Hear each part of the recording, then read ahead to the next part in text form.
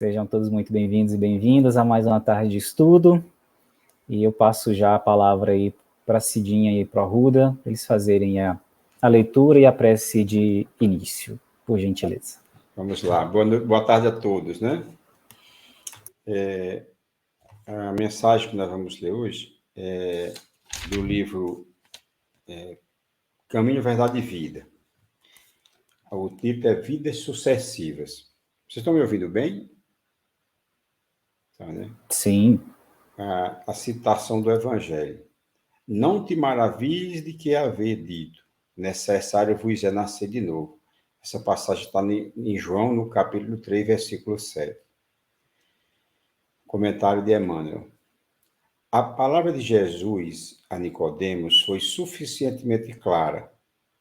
Desviá-la para interpretações descabidas pode ser compreensível no sacerdócio organizado, atento às injunções da luta humana, mas nunca nos espíritos amantes da verdade legítima.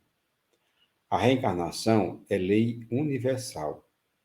Sem ela, a existência terrena representaria turbilhão de desordem e injustiça. À luz de seus esclarecimentos, entendemos todos os fenômenos dolorosos do caminho.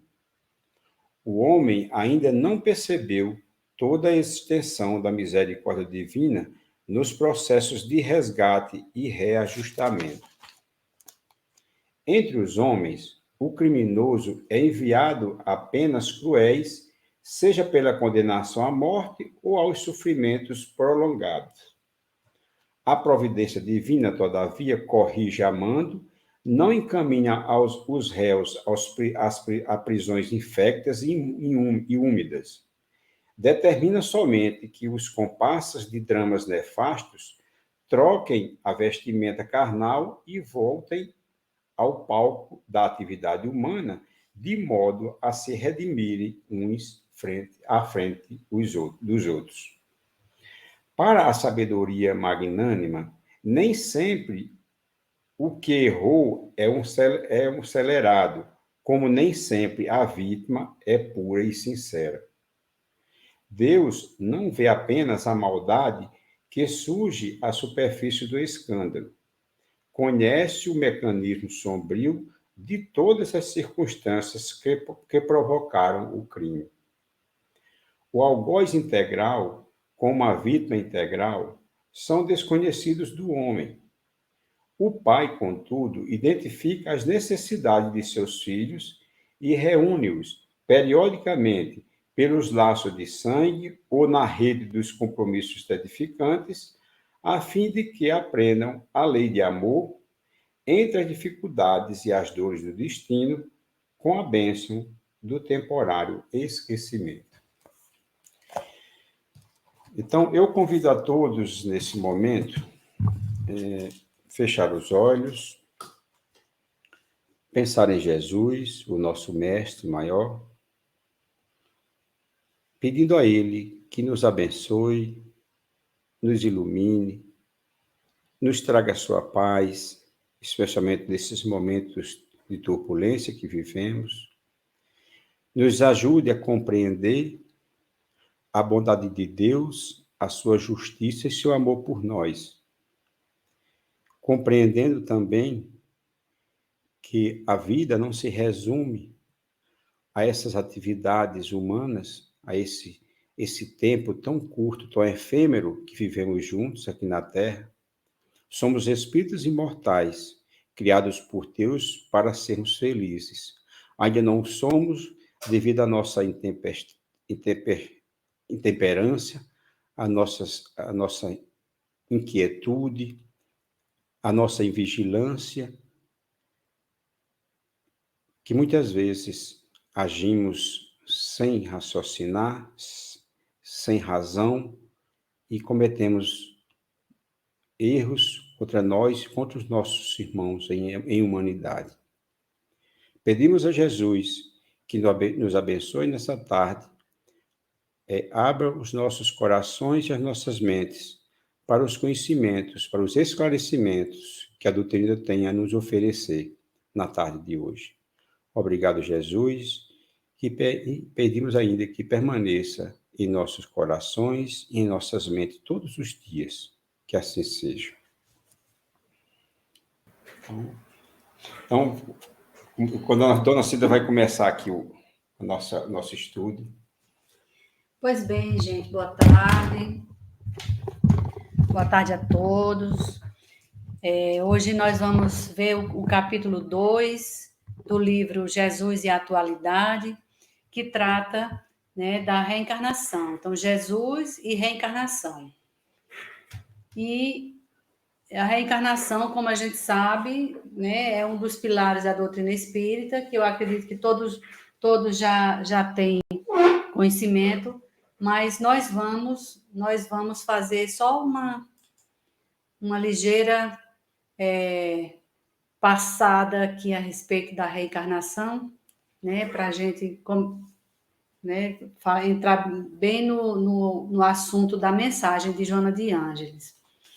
Então, a reencarnação, ela faz parte, né, ela emana da lei natural, né, está vinculada à lei de evolução e rege todo esse processo da evolução dos espíritos, né, adquirindo, que cada espírito vai adquirindo e assimilando os fatores básicos para evoluir. E quais seriam esses fatores básicos? É o amor, é o conhecimento e a moral. Então, sem a lei de reencarnação, não haveria progresso, né, para os espíritos. Isso aí já é do nosso conhecimento. Um segundo ponto é que o espírito é uma individualidade, utilizando o corpo como instrumento. Então, o espírito, ele é único, é uma individualidade. Só que a cada encarnação, ele recebe, ele desenvolve uma nova personalidade, né? Então, para desenvolver essa personalidade, ele se utiliza de um corpo como instrumento, onde ele vai se expressar, né? Então, é um instrumento através do qual o espírito vai se expressar. Então, cada encarnação é um novo campo de trabalho, uma personalidade adquirida. Desse campo de trabalho é de acordo com as necessidades, né? A gente vai viver em cada personalidade, cada vida sucessiva, a gente vai desenvolver experiências, vai adquirir experiências, aprendizados que estão de acordo com o que nós precisamos para evoluir, né? E um fator que é comum e é muito importante é a questão do esquecimento do passado, né? Se a gente lembrasse dos desafetos, lembrasse das quedas, lembrasse do tempo perdido, isso atrapalharia o nosso recomeço, né? E o ser integral, ele está sempre presente, dando suporte para essa nova personalidade, né? Então, a individualidade dá suporte a essa nova personalidade que está se desenvolvendo nessa última encarnação, em cada encarnação, né? E essa bagagem que o espírito adquire, ela emerge, né? A cada nova encarnação, a cada nova personalidade, ela vai emergindo em forma de tendências, de índole, de vocação, de facilidades para determinadas coisas, dificuldades para outras, algumas genialidades, né? ou total impossibilidade de se expressar, né? Naqueles casos em que o espírito não tem, o instrumento é tão deficitário que não tem como o espírito se expressar, né? Limitações. Muitas por conta das limitações, né? Então, com a morte física, toda a experiência que foi adquirida pela personalidade vai se integrar à individualidade. Então, são acúmulos, né? O tesouro, é o somatório, né? É o tesouro que a gente vai amealhando ao longo das nossas vidas sucessivas. Todo o aprendizado vai sendo armazenado na nossa individualidade. Até aí, tudo bem, gente? Se quiserem comentar, fiquem à vontade, viu? Pois bem, então vamos seguindo, né? E aí nós vamos ver que no Evangelho existem muitos casos de reencarnação citados por Jesus, né? Que ele falava de forma explícita e em outros casos de forma velada, né? O caso mais explícito de reencarnação no Evangelho é esse diálogo de Jesus com Nicodemos, que era mestre lá em Israel e que foi conversar com Jesus e Jesus, né, lhe deu essa resposta. Jesus lhe disse: Amém, amém, eu te digo que se alguém não for gerado de novo ou do alto, não pode ver o reino de Deus. Isso aí está lá na tradução de Haroldo, né, do Novo Testamento, e esse amém, amém, quer dizer assim, certamente, ou em verdade. É uma afirmação que reforça a verdade. Então, amém, amém quer dizer que é algo verdadeiro, né, que a pessoa está falando com convicção, né? E ele diz que, Nicodemos diz para ele: como pode um homem sendo velho ser gerado? Porventura pode entrar pela segunda vez no ventre de sua mãe e ser gerado? Jesus respondeu: Amém, amém, eu te digo que se alguém não for gerado de água e espírito, não pode entrar no reino de Deus. E aí, a gente, assim, algumas crenças, algumas orientações, né, interpretam como que essa água sendo a água do batismo, né? Mas o batismo foi feito por João. João fazia um batismo simbólico, né? Era um batismo que simbolizava o arrependimento. Mas isso não quer dizer que o batismo seja o que dá a condição do ser humano, né, do espírito se tornar evoluído. Porque se fosse isso, então quem teria conduzido a humanidade ao reino de Deus não teria sido Jesus, teria sido João, né? Jesus não batizou. Jesus não batizou ninguém e nem incentivou e nem enviou pessoas para que se batizassem com João. O que Jesus, muitas vezes, ele comparou o reino de Deus a várias coisas, menos ao simbolismo do batismo, né? Então, quando Jesus diz que sempre quando ele compara o reino de Deus, essa comparação está voltada para a evolução do espírito. E um ato exterior, como é o caso do batismo, não iria trazer uma evolução ao espírito, né?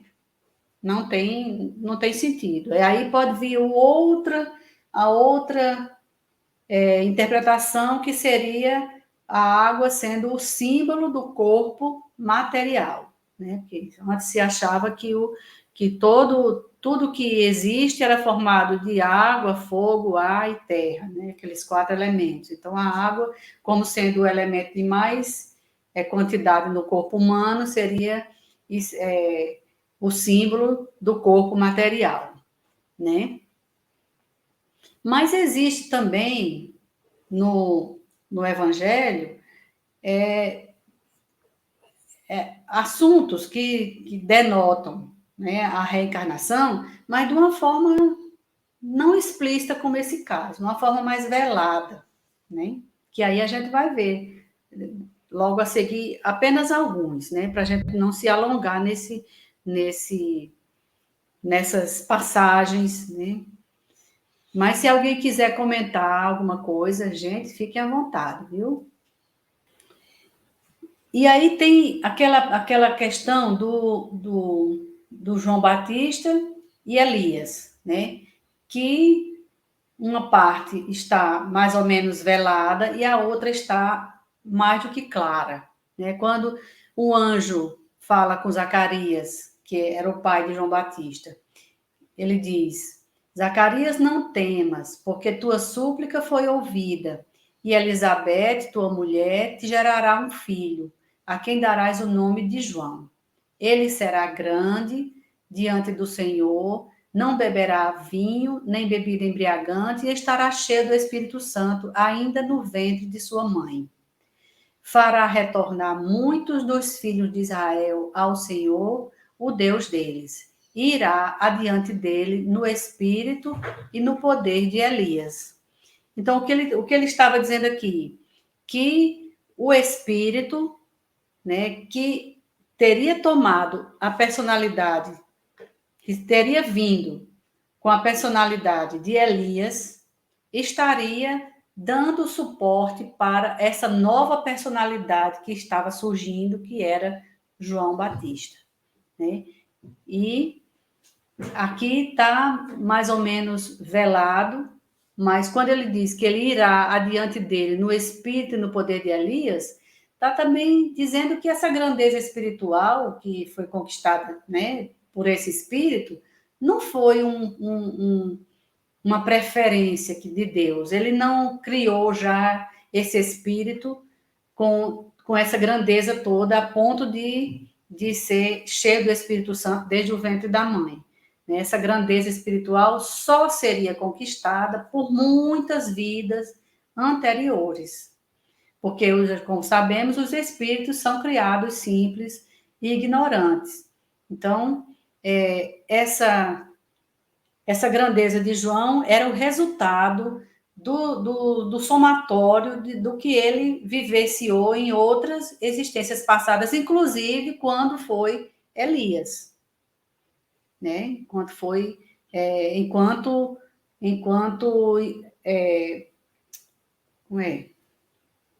personalidade, né? Elias enquanto personalidade. E aqui, nessa frase, ele fala claramente, ele diz, e se quiseres aceitar, ele é o Elias que havia de vir. Então, não tem algo mais claro do que, né, do que essa frase, quando Jesus se refere a João Batista, dizendo que ele é o Elias que havia de vir. Então, está bem claro, bem sem nenhum véu aqui, né? Mais algumas umas poucas colocações de Jesus no Evangelho, que denotam a reencarnação, para que a gente, né, possa compreender um pouco mais a respeito de tudo que estava explícito no Evangelho sobre reencarnação. Então, ele diz, ninguém coloca remendo de pano não alvejado sobre veste velha, pois tira a inteireza da veste e o rasgo se torna pior. Nem lançam vinho novo em odres velhos, senão os odres se rompem, o vinho é derramado e os odres se perdem. Mas lançam-se vinho novo em odres novos, e assim ambos se preservam. Aqui ele está falando do renascer, de tornar-se criança, que quando se renasce, toma-se um corpo infantil, se vai tendo a oportunidade de, com o esquecimento do passado, despojar-se do orgulho, das ideias preconcebidas, né? E com a capacidade de assimilação da criança, receber conhecimentos novos. Então, um corpo novo que vai receber conhecimentos novos. Odre novo, vinho novo, né? Isso aí não está falando assim tão claramente, mas se tem o entendimento de que ele está falando de reencarnação também aí nesse trechinho. E quando ele fala assim também, por isso todo escriba que se tornou discípulo no reino dos céus é semelhante ao homem, senhor de casa, que extrai do seu tesouro coisas novas e antigas. O que é o tesouro? Que todos nós conduzimos, que todos nós formamos, conquistamos um tesouro. São os conhecimentos adquiridos que estão na nossa individualidade, no nosso ser integral, né? Então, da personalidade atual, o ser humano, ele tira as coisas novas, adquiridas recentemente, né?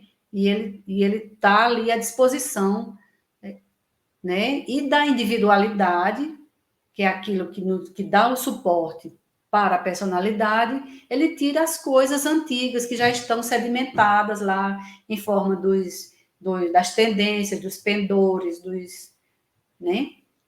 Então, é nesse sentido. Então, o senhor de casa é o quê? É um pai de família, que extrai do seu tesouro coisas novas e antigas. As coisas novas tira da personalidade atual e as coisas antigas que estão que se apresentam de forma sutil, né? Como As más inclinações. as inclinações, as vocações, as tendências e tudo mais que está presente na individualidade, que é o espírito. Não só as más, as boas também. As boas e as ruins, né? Tá tudo lá. Tudo bem até aqui, gente? Comentários. Cidinha, eu não sei se vocês vão comentar mais trechos. Tem um que é do Evangelho de João, João 9, vocês separaram ele aí? João 9, não, acho que não. Esse eu acho também fenomenal, assim.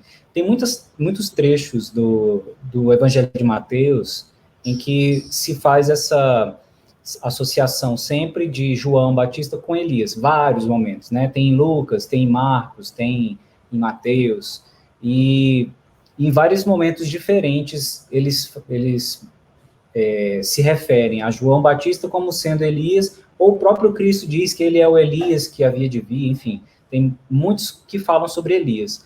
Mas tem uma passagem em João, capítulo 9, são os versículos 1 e 2. Depois, quem quiser pode pegar, que eu acho muito emblemático. Eu até separei ele hoje aqui para comentar na aula. Que fala assim: e passando Jesus, viu um homem cego de nascença. E os seus discípulos lhe perguntaram, dizendo: Rabi, quem pecou, este ou seus pais, para que nascesse cego?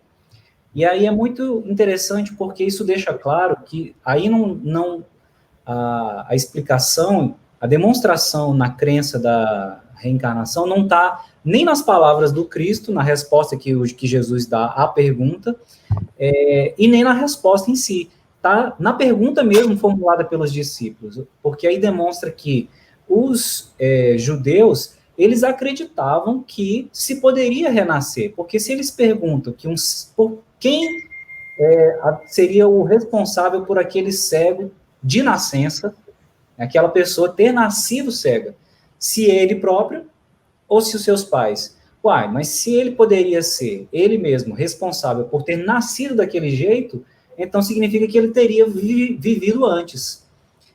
Então, fica claro nessa pergunta que era algo natural entre os judeus a crença na reencarnação. Obviamente, eles não davam esse nome. A gente não vai encontrar a palavra reencarnação na Bíblia, mas o conceito da reencarnação está muito presente em várias passagens. Eu vi esse trecho aí, eu só não coloquei aqui, mas eu vi também, né, essa parte. E que, assim, se os pais estavam sofrendo juntamente com aquele cego de nascença, porque também era um peso para os pais. Então, certamente, os pais participaram, numa vida anterior, do fato que levou aquele homem a nascer cego, né? Aí também há essa questão, né? Se ele nasceu cego, ele fez algo para que pudesse, nessa existência, merecer isso. E se os pais estão juntamente com ele, certamente também estavam presentes quando aconteceu aquilo que ele estava passando, né, nessa encarnação. E porque ninguém paga pelo erro de outro, né? Cada um paga pelos próprios erros. Arca com a responsabilidade daquilo que ele próprio fez, né? Mas é bem interessante isso mesmo. Seu Antônio quer falar. Diga lá, seu Antônio. Nesse caso, reencarna a pessoa que está cego e reencarna na mesma, sendo pai novamente, os pais de vidas anteriores. Talvez não necessariamente como pai e mãe, mas que também como da mesma família, certamente participaram na vida anterior daquele fato que levou aquele homem a nascer cego. Se eles estão juntos agora, nessa existência atual, certamente estavam juntos antes e participaram dos mesmos episódios, das mesmas ações que fizeram com que aquele homem viesse a nascer cego, né? Talvez não fosse exatamente como pais e filhos, né? Mas como instrumento, né? Sim, para que puder, né? Participando do mesmo sofrimento. Porque se era sofrimento para o filho, era também para os pais, né? Não na atualidade de sofrimento, mas na outra, um instrumento para que a pessoa servir de queda, né? Algo mesmo servir de queda, para que hoje ele reparasse o erro que ele cometeu, né? Sim. Porque não deixa de ser também, como a gente já conhece, né, seu Antônio, que pela doutrina espírita, que essas situações, por exemplo, de uma deficiência ou outras condições que são motivos de provas, né, ou são expiações, não deixam de ser uma aprovação para os pais, no caso de um filho nessa condição, não deixa de ser uma aprovação para os pais ou mesmo até uma expiação também. Então, acaba que pode não ter relação, mas não deixa de ter o proveito tanto para o espírito reencarnante, como para aqueles que estão na condição, naquela encarnação de pai e mãe daquela criatura, né? Ok, obrigado. É isso mesmo. Vamos seguir? Então, vamos lá. Então, Joana, no capítulo que nós estamos estudando, ela diz o seguinte, que não fosse Jesus reencarnacionista e toda a sua mensagem seria fragmentária. Como seria essa fragmentação?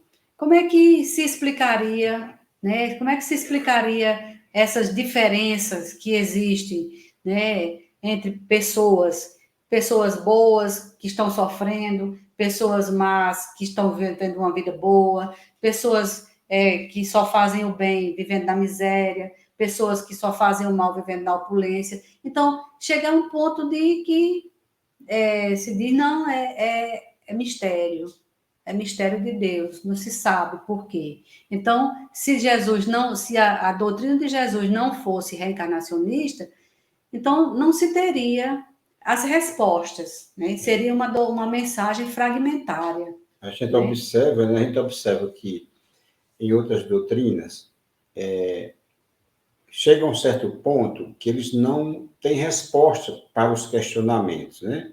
Eles geralmente dizem, não, é mistério, isso não é dado a gente saber.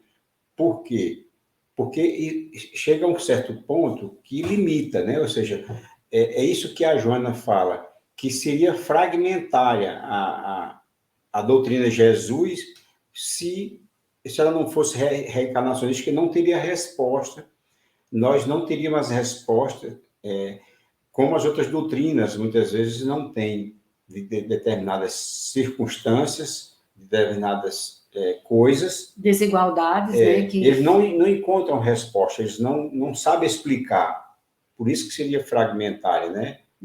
E ela continua dizendo, e por faltar-lhe a justiça na sua mais alta expressão. Principalmente. Né? Principalmente porque a reencarnação é a expressão da justiça de Deus, né? Porque ele dá a oportunidade, né, àquele que errou de se reajustar, de se reeducar, né, de crescer para essa liberdade que todos nós desejamos, essa felicidade que todos nós nascemos para isso, para sermos felizes. Mas como ser feliz sem evolução? Né? O que dá a felicidade para o espírito é a evolução que se consegue através, né, das vidas sucessivas. Né? É como essa mensagem aqui, né, que foi lida no início, né, do Emmanuel. Sem a reencarnação, né, a existência terrena representaria turbilhão de desordem e injustiça. À luz dos seus esclarecimentos, entendemos todos os fenômenos dolorosos do caminho. Né? Então, a gente vai compreender por que aquele nasceu cego, por que o outro está paralítico, por que o outro está coxo, por que o outro nasceu na miséria, porque um nasceu na riqueza, porque um é tão bonito fisicamente e o outro nasceu todo deformado. Né? Então, essas diferenças, essas desigualdades, esses fenômenos dolorosos são explicados pela reencarnação, né? Cidinha, nessa primeiro parágrafo do capítulo, eu achei muito, muito interessante essa maneira dela se referir à mensagem de Jesus, que não é fragmentária, portanto, se ela não é fragmentária, ela é uma unidade. Então, por conta da reencarnação, a mensagem de Jesus ela tem uma continuidade. Ela é única, ela está assentada, né, Um objetivo maior, né? Numa verdade única, né, numa lei única, que é exatamente essa lei de justiça. A lei de justiça de Deus, então, é o que dá fundamento para a doutrina da reencarnação. E é interessante porque, sem ela, exatamente o que acontece é essa fragmentação. Você pode até lançar alguma teoria que explique a situação de fulano. Aí você explicaria por que fulano, por exemplo, tem a condição X. Mas em um determinado momento, negando a reencarnação, aquela teoria que se aplica a fulano já não se aplicaria a Beltrano. E aí eu precisaria formular uma outra teoria, ou seja, eu teria fragmentos, né, que explicariam o porquê, ou o que estaria por trás da condição de cada pessoa ou de cada grupo social. E aí não é exatamente isso, é exatamente diferente disso que acontece pela doutrina da reencarnação e pela mensagem de Jesus. Não tem esses fragmentozinhos, tem uma continuidade, ela se aplica a todos, sem exceção e sem ressalvas, né? Sem preferências, né? Excelente. Então, achei muito interessante. Então, durante todo o Evangelho de Jesus, né, tem os fenômenos das curas físicas. Jesus curava o físico, mas quando ele curava o físico, é porque ele sabia que a doença estava principalmente no espírito, era para curar o espírito também. E aí a gente vai ver nessa cura do enfermo de Betesda, né, que é bem interessante, porque ele fala o seguinte, que havia um tanque, né, e que junto da porta das ovelhas. E junto desse tanque havia vários pórticos. E nesses pórticos ficavam os coxos, os cegos, os paralíticos, os doentes de todos os matizes, esperando que a água se movimentasse, porque se acreditava que um anjo fazia movimentar as águas. E quando a água se movimentava, aquele que primeiro entrasse no tanque ficaria curado, né? E aí, Jesus chega, ele vê aquela multidão de enfermos, mas ele se dirige a um homem que estava ali, ó, estava ali um homem enfermo havia 38 anos. Está aí no versículo 5, né? Vendo-o deitado e sabendo que já havia muito tempo que estava enfermo, perguntou-lhe Jesus: Queres ficar curado? O enfermo respondeu-lhe: Senhor, não tenho ninguém que me ponha no tanque quando a água é agitada. Enquanto vou, outro já desceu antes de mim. Ordenou-lhe Jesus: Levanta-te, toma o teu leito e anda. Está lá em João, no capítulo 5, versículo 3 a 8. Então, ele não curou aquela multidão de espíritos, não curou aquela multidão de enfermos, ele curou um daquele povo todinho que estava ali. E por que será que ele não curou a todos? Foram várias ocasiões que Jesus deixou de curar. Ele não curava todos aqueles que se aproximavam dele. Uns ele curava, outros não, como teve aquele caso do cego, que ele cuspiu na terra, fez lodo, passou nos olhos, perguntou como é que ele estava vendo, ele estava vendo homens como árvores, e não, quer dizer, não foi uma cura completa, né? Por que será que eles não... Cidinha, Oh, segundo a própria Joana fala na mensagem, é que ainda existiam alguns espíritos que não era o momento, né? Ainda não estavam em condições de serem exatamente. curados. Exatamente, Carlão. Direitinho, hein?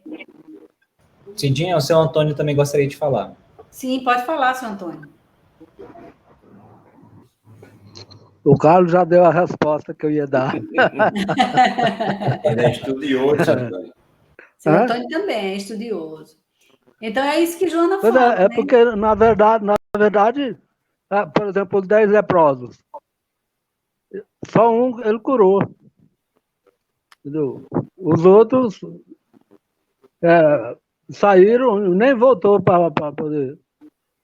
Mas um curou e ele voltou e agradeceu, né? Pois é, aí Joana fala assim. Vamos lá. Com o apoio na doutrina dos renascimentos físicos, ele identificava de imediato quais os necessitados que estavam em condições de recuperar a saúde ou não, tendo em consideração os fatores que os conduziam ao sofrimento.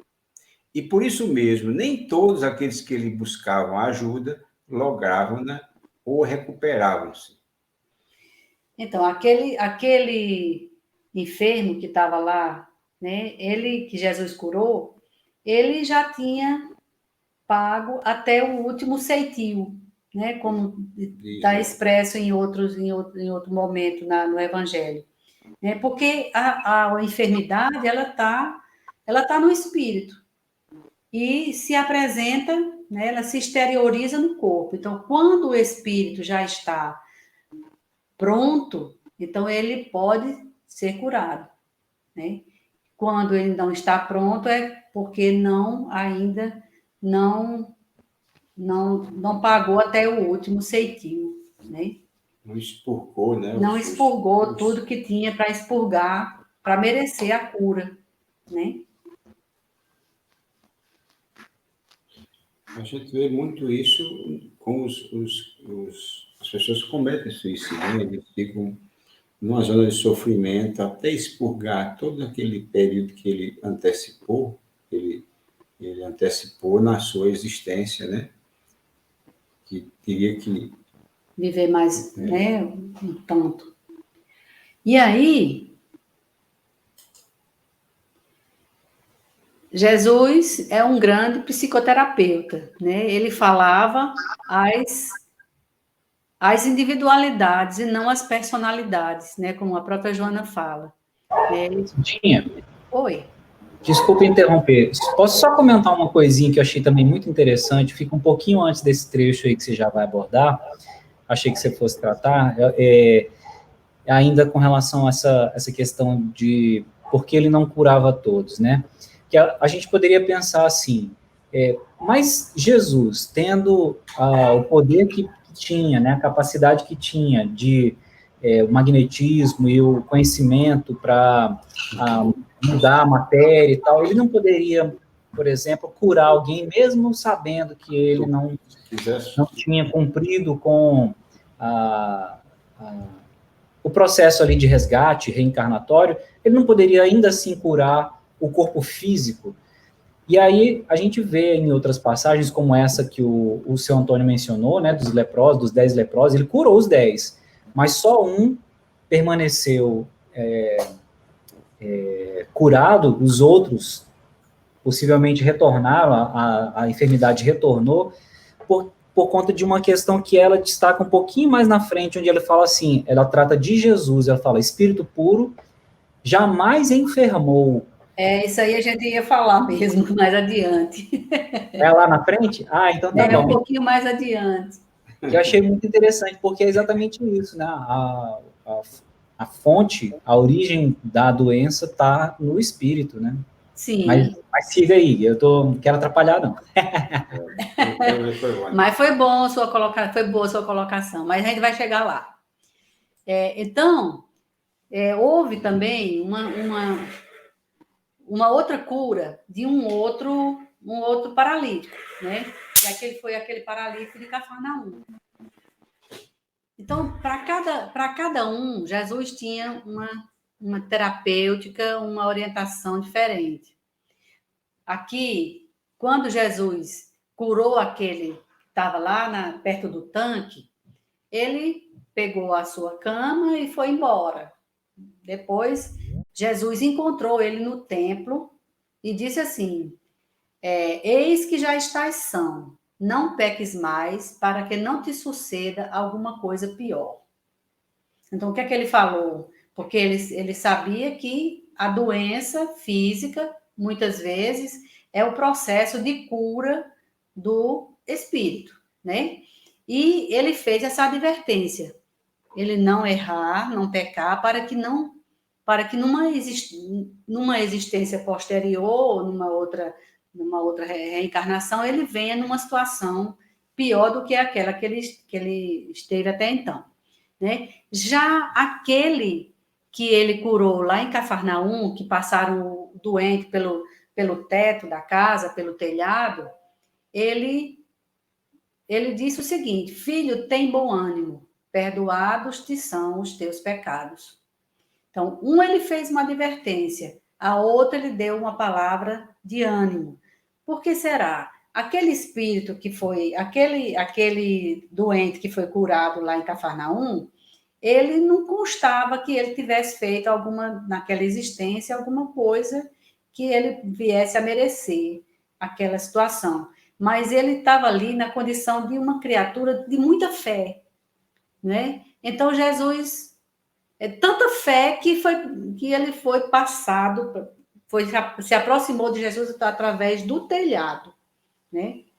Então, Jesus, como psicoterapeuta, né, ele utilizava, né, a sua psicoterapia era centrada na reencarnação, por saber que o homem é o modelador do próprio destino, vivendo conforme o estabeleceu nos atos das experiências passadas. Então, é isso que Joana diz, né?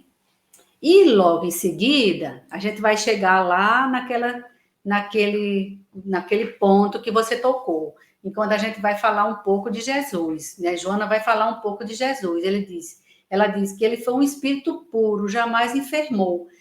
Se a doença do corpo está presente no espírito, se Jesus é um espírito puro, ele não tinha por que adoecer. Porque o seu perispírito, né, é totalmente quintessenciado, puro também, que não tinha nenhuma dificuldade, nenhuma doença para sofrer. Né? Ela diz o seguinte ainda, enfrentando os fatores climáticos e ambientais mais diversos, com a mesma pujança de força e saúde. A gente sabe que aquela região onde Jesus viveu ali da Galileia, de Nazaré, aquele ambiente ali, tinha um clima mais ameno, né? Chovia, tinha as pomares, e era um clima menos árido, mas as regiões em volta eram áridas e rochosas. E Jesus percorreu tudo aquilo ali, todas aquelas regiões, e nunca se ouviu falar que Jesus tenha passado mal, tenha sofrido de algum problema físico. Por quê? Porque um espírito puro, né? Jamais enfermou, tinha uma saúde que não, é independente daquilo que ele passava em termos de fatores climáticos e ambientais, né? Oi. Cidinha, tudo bem? Fala, Esse trecho ele é muito, muito interessante, muito profundo, né? Porque ele vai falar desse aspecto não só até emocionante, né? Esse exatamente, trechinho. muito emocionante, porque ele vai falar de um ponto que ele vai falar exatamente assim, como ele nunca enfermou, ele não tinha necessidade de reencarnar. Porque quando ele vai falar da reencarnação nesse sentido, aí ele vai trazer esse exemplo, no nosso caso, que nós precisamos reencarnar pela necessidade dessa enfermidade a qual nós trazemos ao longo de algumas vidas e a gente tem que ir recuperando.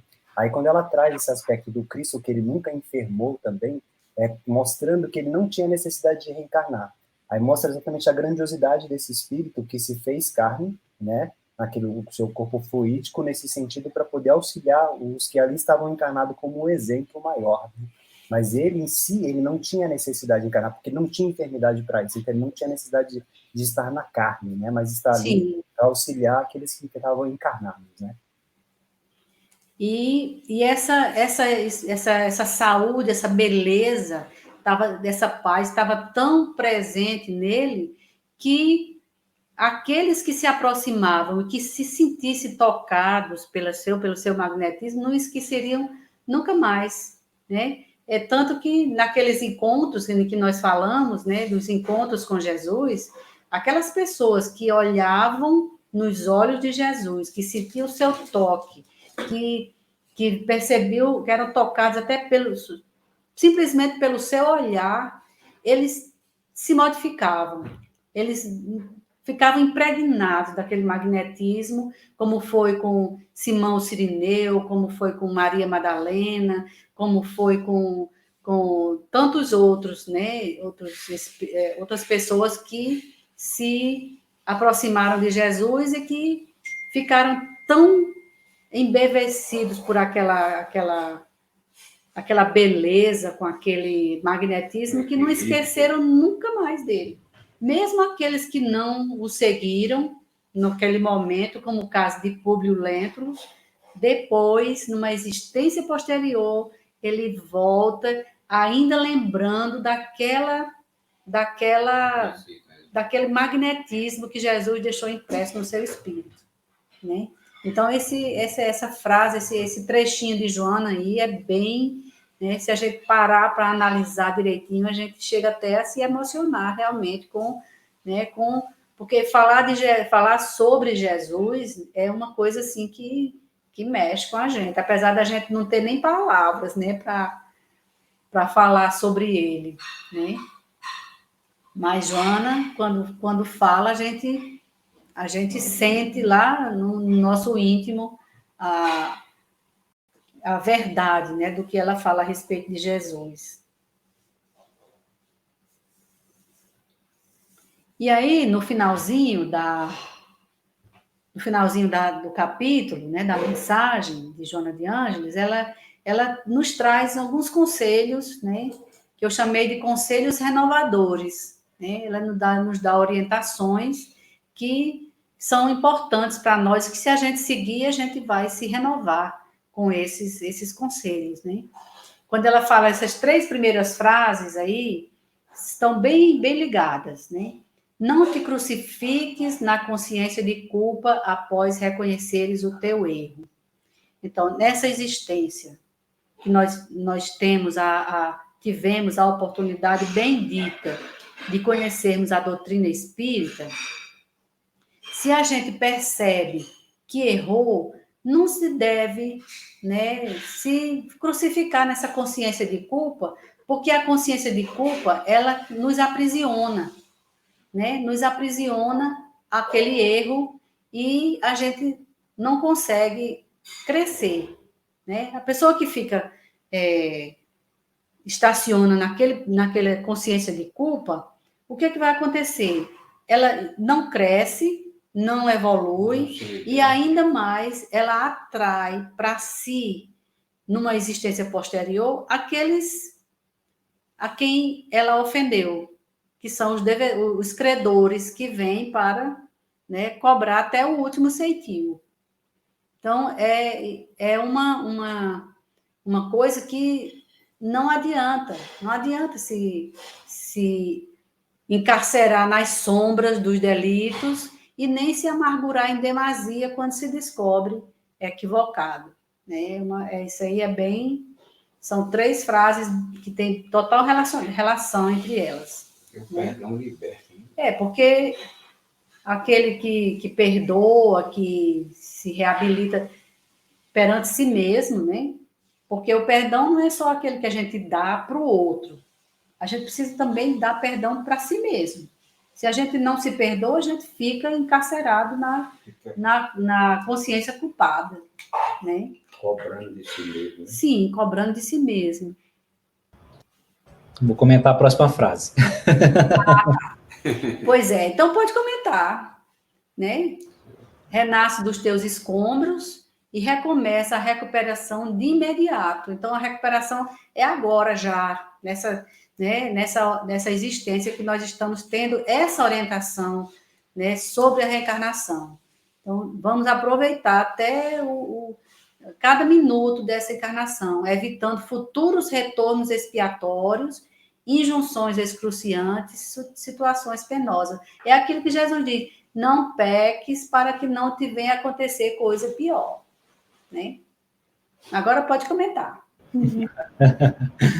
Não, o que eu achei interessante ela usar essa expressão, renasce dos teus escombros e recomeça a recuperação de imediato. Tratando de reencarnação, a gente imagina que é esse recomeço de uma existência para outra. Então, você viveu toda uma existência, cometeu ali equívocos e tal, progrediu também em outros aspectos, e aí depois você, numa outra existência seguinte, se renasce e se recomeça. E essa recomendação dela é para a gente, reencarnar dentro da própria reencarnação. Então, renascer dentro da mesma existência. Então, se a gente se identificar no erro, a gente já procurar ali o recomeço, procurar a recuperação ainda naquela própria existência para evitar que haja necessidade de um acerto de contas, de um processo expiatório mais doloroso numa outra existência. A gente abrevia, como ela própria fala, né? Abrevia ali o nosso sofrimento, né? A dor em si, a gente faz isso. Então, achei bem interessante ela colocar para a gente renascer, usar essa expressão, renascer de imediato, para a gente recuperar, dar início a esse recomeço, essa recuperação, a reconciliação, o mais rápido possível, na própria existência de preferência. Né? E Jesus diz isso também, né? Não me lembro a citação do Evangelho, mas ele diz: reconcilia-te com teu adversário enquanto caminhas com ele. Né? No caso aí da próxima frase, né? Pede perdão e reabilita-te ante aquele a quem ofendeste e prejudicaste. Se ele te desculpar, será bom para ambos. Porém, se não o fizer, compreende-o e segue adiante, não mais errando. Né? Então, o sentimento de mágoa, ele deixa as pessoas ligadas entre si. Há uma ligação, né, que, no caso, não é uma ligação positiva, é uma ligação negativa, que é o sentimento da mágoa, do ressentimento. Né? Enquanto que o perdão, ele liberta. Tanto liberta a quem pede, como a quem perdoa. Né? E vem daí a reabilitação, né? Perante aquele que foi o ofendido, né? Que foi o prejudicado. Porque nem sempre, quando a gente pede perdão para alguém, aquela outra pessoa esteja pronto, esteja preparado para dar o perdão. Né? Nem sempre. Então, se ele desculpar, tudo bem. Né? Tanto é bom para um como para o outro. Porém, se aquele outro não perdoar, então a gente não deve ficar ali na incompreensão, se magoando porque pediu perdão e o outro não perdoou, né? Então, compreender, seguir adiante e não errar mais. A frase seguinte a essa aí que você encerrou no destaque aí, Cidinha, fala bem claramente isso aí. Ela diz assim: infelicitado por alguém, perdoa-o e desatrela-te dele. Ou seja, que o perdão... eu estou me adiantando aqui, desculpa, eu estou atropelando aí o planejamento de vocês. Não, mas pode comentar, comente aí, você já começou. Que eu achei muito interessante, porque aí eu pensa pelo lado contrário.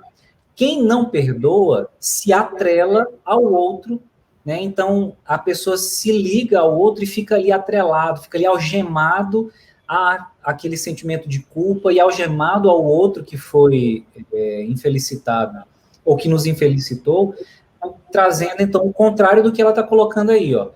Porque se o perdão faculta paz, vivendo e o bem-estar, então o não perdão traz o que? A angústia, traz a inquietação, traz o mal-estar, e a gente fica preso sem necessidade ao fato em si, né, que infeliz, que foi cometido lá atrás. Já o perdão, ele traz essa outra vibração completamente diferente. Então, o perdão traz esse bem-estar, né? Traz Exato. o bem-estar, traz a paz. E logo a seguir ela diz que a reencarnação de que te utilizas é concessão superior que não pode desperdiçar. Então, nós estamos tendo, né, provavelmente, essa nossa primeira reencarnação como espírita, então, nós estamos tendo essa compreensão de que a reencarnação é o que nos traz, é o que nos dá a condição de crescer, de evoluirmos, né? Então, se a gente tem essa consciência, a gente tem que perceber que é uma concessão, é uma coisa que Deus... É uma bênção de Deus, que a gente não pode desperdiçar. É essa oportunidade, essa encarnação que nós estamos vivendo agora, né? Não podemos, de forma nenhuma, desprezar essa oportunidade que nos foi concedida. Então, cada momento é valioso para o teu trabalho de sublimação, de desapego e de amor puro. Então, cada instante da nossa existência atual, né, é importantíssima para que a gente vá se desapegando, vá sublimando o nosso espírito, deixando de lado as nossas mazelas, procurando cultivar mais a paciência, a resignação, a compreensão das faltas alheias, né? E todas essas coisas que nos trazem a paz e o bem-estar, que são decorrentes da perfeição, da melhora interior, né? Que a gente veio aqui para buscar, para conquistar. Não é uma coisa que a gente já receba prontinha, né? É uma coisa que essa felicidade, esse bem-estar é algo que é construído, essa paz, né? Então, hoje eu estava ouvindo o Momento Espírita, né? E ele falando, né, aquela mensagem que é o significado da paz, ele falando que a paz é uma construção de cada dia, de cada momento. Então, o nosso espírito vai estar em paz se nós conseguirmos construir essa paz aos pouquinhos, né? Com esse aprendizado, com colocando em prática, né, esse aprendizado que nós estamos tendo na doutrina espírita, né? Então, ela diz assim: abrevia os teus renascimentos, agindo corretamente e servindo sem cansaço, com alegria, porquanto para adentrares no reino dos céus, que se estende da consciência na direção do infinito, é necessário nascer de novo, conforme ele acentuou. Então, se nós nós sabemos que temos uma quantidade de renascimentos que nós vamos ter que passar para nos tornarmos melhores. Se eu me esforçar mais aqui, nessa existência, eu vou abreviar, uma ou duas encarnações que eu abreviar já me adiantou, né? Já houve um adiantamento na minha escala evolutiva. Então, é isso, gente. Se quiserem comentar mais alguma coisa, fiquem à vontade. Essa última parte, Cidinha, é muito interessante, porque muitas pessoas falam, né? Criticando o espiritismo, se você tem várias vidas, então por que você vai, por exemplo, se privar de determinadas coisas? Você erra nessa, você tem outra chance, e outra, mas não é essa a perspectiva, né? A gente sabe que cada oportunidade é única e o que a gente faz tem as suas consequências, e até o que a gente não faz. Então, mesmo a gente tendo várias oportunidades, essas oportunidades podem ser mais árduas, mais difíceis, mais penosas, justamente porque a gente não soube como bem aproveitar as anteriores. Então, isso é relevante, né? A gente não pode, nessa perspectiva de, como eu tenho várias outras encarnações, então deixa eu aproveitar, entre aspas, essa aqui, na próxima eu me redimo. Será? Continua sendo o mesmo espírito. Muito provavelmente a tendência é permanecer estacionado, porque a gente sabe que a gente não regride, mas é necessário avançar. E muitas vezes, quando a gente insiste em não avançar, alguns empurrõezinhos são necessários, e nem todos são agradáveis. Então, se a gente não quer ter esses empurrões, que a gente assuma de uma vez a nossa evolução, a nossa condição. Também não vamos tentar aí mudar da água para o vinho, porque também nos conhecendo não teremos essa condição, mas o importante é estarmos caminhando. Não importa se os passos são largos, se são rápidos, mas que a gente não fique parado.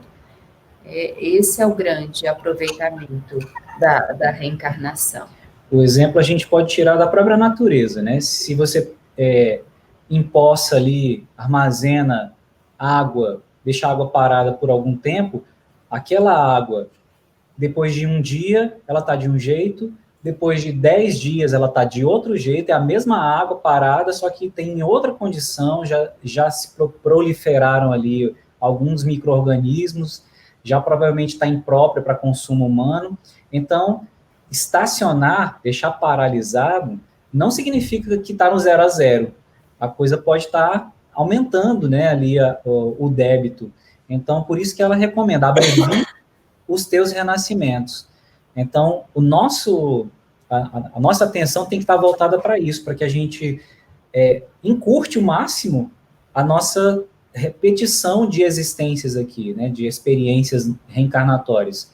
E a gente só vai encurtar isso se a gente se esforçar para poder agir sempre corretamente, né, como ela coloca aí, evitando novos erros, ou evitando repetir os mesmos erros, né, mesmo que a gente cometa erros que sejam erros novos, decorrentes também do desconhecimento, né, da ignorância sobre determinada coisa. Mas a gente não repetir, ou não protelar a corrigenda, porque é exatamente isso. O exemplo da natureza é muito claro. A água, quando corre, né, não acumula nada de ruim ali. Ela lava, ela purifica, ela traz vida. Agora, a água parada vai só se proliferando coisas ruins. Assim somos nós também. Se a gente ficar parado, a gente não vai acrescentar nada de bom. E, Adriano, falando agora da água, eu me recordei de uma outra questão que também foi abordada na aula, né? de hoje, que é o perdão.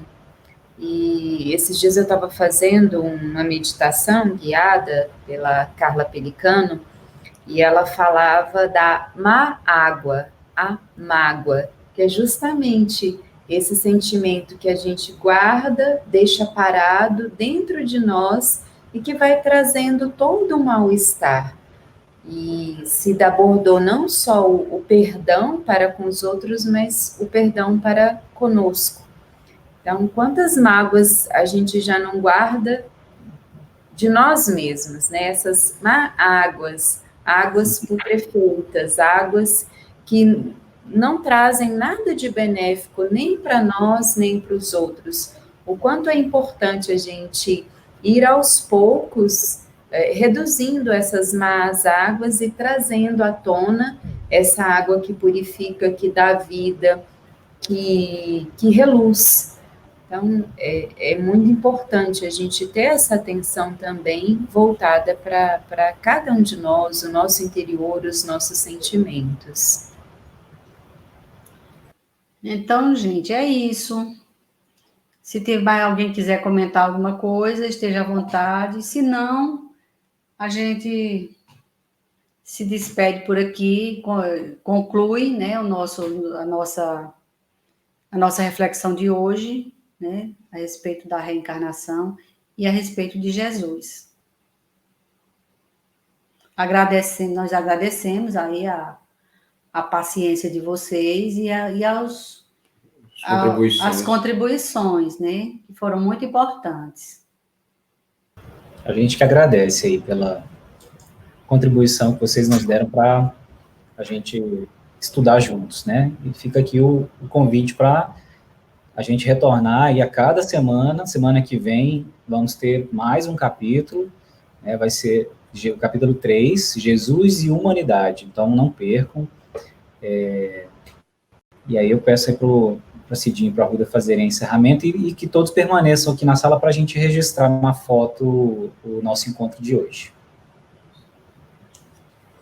Então, nesse momento, eu convido a todos a fecharem os olhos e vamos agradecer a Deus, nosso Pai de infinita bondade, a oportunidade de estarmos nessa existência, conhecendo a doutrina dos Espíritos, que esclarece o Evangelho de Jesus para os nossos corações, para que nós possamos aproveitar e seguir o roteiro que nos é dado pelo Mestre, para que possamos encontrar a felicidade a que estamos destinados. Muito obrigado, Jesus, pelos teus ensinos, Senhor. Muito obrigada pelo teu amparo, pelas tuas bênçãos nesta tarde e por tudo que o Senhor dispensa em nosso favor. Muito obrigada por tudo e que a tua paz, Senhor, esteja presente em nossos corações, em nossas vidas, hoje e sempre. E que assim seja.